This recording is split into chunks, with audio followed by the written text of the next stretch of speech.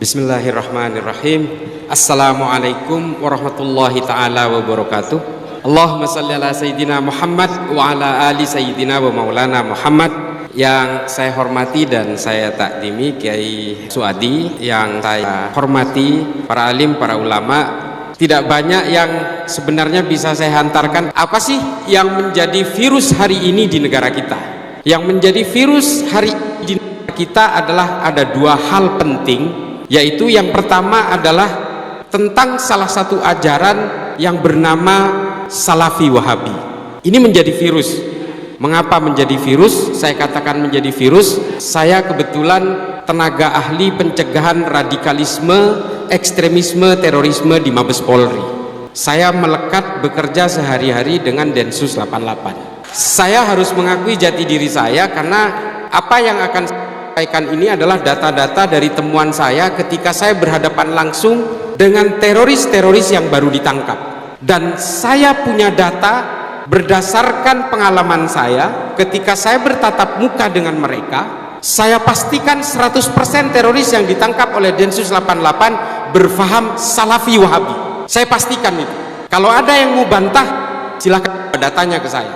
Jadi kalau kemudian ajaran-ajaran Salafi Wahabi mengharamkan maulidan, mereka melarang tahlilan, mereka melarang haul, teroris yang ditangkap oleh Densus 88 juga melarang hal yang sama.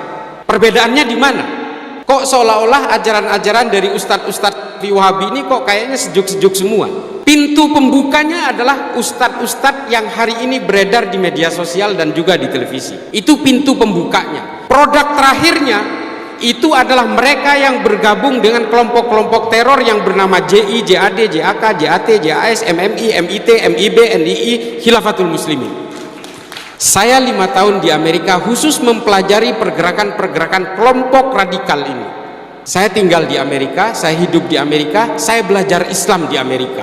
Saya belajar tentang sejarah dan filsafat Islam di Zaytuna Institute di Berkeley di California.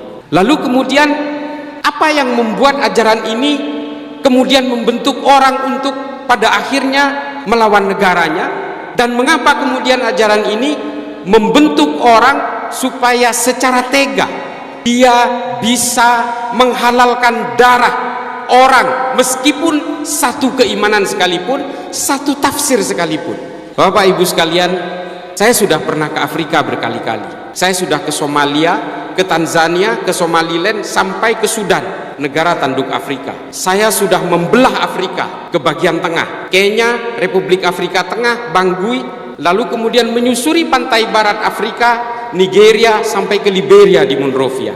Di Somalia ada kelompok teror yang paling ditakuti di Afrika, namanya Al-Shabaab. Di Nigeria ada kelompok teroris yang paling ditakuti di pantai barat Afrika, namanya Boko Haram.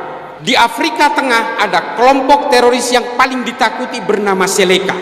Di utara, di Sudan, ada kelompok teroris yang paling ditakuti bernama kelompok Hasan Turabi. Di Pakistan ada kelompok, saya sudah juga ke sana. Di Pakistan ada kelompok teror bernama Laskar At-Taiba. Di Thailand Selatan ada kelompok separatis kemerdekaan Thailand Selatan. Di Filipina, saya juga pernah ke Filipina, ada kelompok namanya Abu Sayyaf. Di Suriah juga ada kelompok yang paling ditakuti hari ini yang bernama Jabhatun Nusra dan juga Liwa'ut Tauhid. Ini semua adalah kelompok-kelompok teror yang berfaham Salafi Wahabi. Di YouTube banyak yang membantah ini. Saya tantang, kalau memang tidak percaya bahwa teroris yang ditangkap oleh Densus itu hari ini berpaham ini, saya bawa ke penjara, ketemu langsung dengan terorisnya. Saya tantang. Mereka punya pemahaman yang sama. Kelompok-kelompok Salafi Wahabi, kelompok-kelompok teroris yang hari ini ditangkap Densus 88 punya pemahaman yang sama. Perbedaannya adalah orang-orang yang tidak percaya bahwa kelompok Salafi Wahabi ini akan menjadi teroris, ini adalah orang yang baru berkenalan dengan ajaran ini. Produk akhirnya akan menjadi teroris. Kenapa? Ada salah satu konsep dari kelompok ini yang kemudian dipakai hingga hari ini, yang dicetuskan oleh seorang pemikir Islam bernama Ibnu Taimiyah pada abad pertengahan, yang ditulis dalam kitabnya bernama Majmu' al-Fatawa. Konsep ini yang disebut dengan konsep al-wala wal bara. Ahlan wa sahlan Kiai Haji Muhaimin Iskandar. Allahumma salli ala Sayyidina Muhammad. Lalu kemudian yang menjadi konsep dasar dari ajaran ini adalah konsep al-wala wal bara. Konsep al-wala wal bara ini dicetuskan oleh salah seorang pemikir Islam abad pertengahan yang bernama Ibnu Taimiyah, yang ditulis dalam kitab Majmu' al-Fatawa. Nah, persoalannya kemudian adalah konsep-konsep seperti al-wala wal bara inilah yang kemudian diusung ke Arab Saudi oleh Muhammad bin Abdul Wahab untuk memerdekakan Saudi dari kekuasaan Kekaisaran Ottoman, Kekaisaran Utsmani. Nah, ajaran-ajaran ini kemudian disebarkan di Arab Saudi, lalu kemudian orang-orang Arab Saudi berusaha melepaskan diri dari kekuasaan Kekaisaran Utsmani. Nah, persoalannya kemudian ajaran ini dibawa ke negara kita, tujuannya satu. Tujuannya ingin menumbangkan Nahdlatul Ulama. Nah, ini yang harus kita pahami. Mengapa orang-orang Wahabi ini mengharamkan Maulidan? Karena keluarga Ibnu Saud paling takut dengan kerumunan masyarakatnya sendiri, karena mereka takut rakyatnya sendiri memberontak kepada keluarga Ibnu Saud. Ini tolong diperhatikan. Nih, seperti perkumpulan-perkumpulan jamiah seperti ini paling ditakuti oleh keluarga Ibnu Saud. Lalu mengapa orang Wahabi juga anti terhadap dzurriyyah kenabian? Mengapa kemudian orang Wahabi anti terhadap habaib? Karena musuh dari keluarga Ibnu Saud itu adalah seorang habaib dari keluarga Ibnu Rasyidin di kota Ha'il. Semua fatwa-fatwa ulama Wahabi ini dibuat berdasarkan pesanan untuk memperkuat politik kerajaan Ibnu Saud. Mengapa mereka anti terhadap musik dan juga kebudayaan-kebudayaan lokal? Karena mereka memang takut sekali terhadap perkumpulan-perkumpulan masyarakat, perkumpulan-perkumpulan komunitas yang dicurigai akan melakukan pemberontakan terhadap kerajaan. Ini yang harus dipahami oleh kita semua. Jadi semua fatwa-fatwa Wahabi, Salafi ini sebenarnya dibuat berdasarkan pesanan dari keluarga kerajaan. Saya minta orang-orang yang merasa Salafi Wahabi bantah saya, tapi belajar dulu tentang sejarah ini. Saya terus terang sangat percaya diri untuk mengatakan ini karena banyak sekali buku yang menulis tentang ini. Mengapa Maulidan diharamkan? Karena mereka memang paling takut dengan perkumpulan-perkumpulan masyarakat. Unjuk rasa juga diharamkan oleh mereka karena mereka memang paling takut terhadap pergerakan-pergerakan rakyat.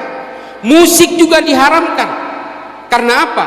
Karena keluarga Ibnu Saud paling takut dengan gerakan-gerakan kebudayaan di Timur Tengah. Lalu kemudian ajaran-ajaran seperti ini yang dibawa ke negara kita berusaha untuk menghajar Nahdlatul Ulama. Karena apa?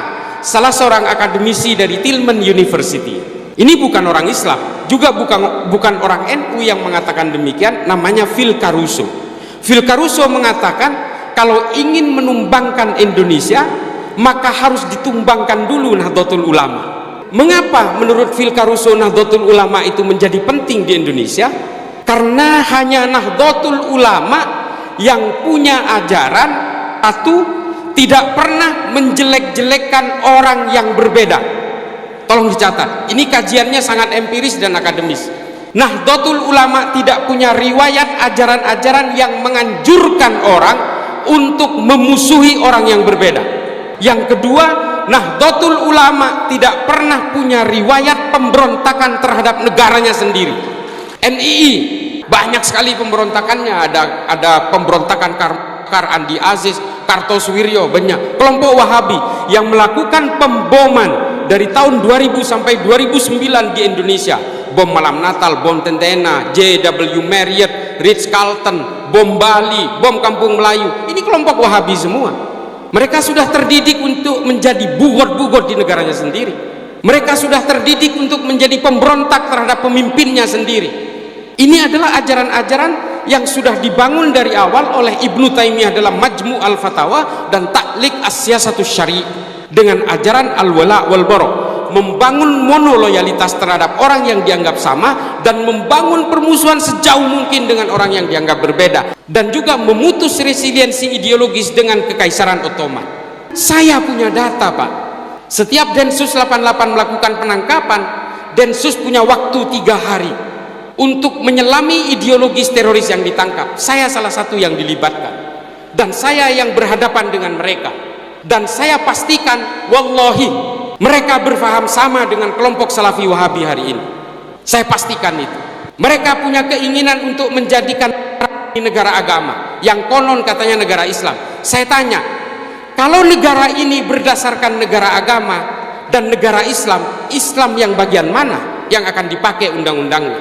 Kalau orang Nahdien yang berkuasa, lalu kemudian mereka melakukan maulidan, orang-orang Salafi Wahabi yang mengharamkan maulidan, apakah mau dengan undang-undang itu? Kita harus berpolitik atas nama Islam dan atas nama negara, atas demi keutuhan negara kesatuan Republik Indonesia.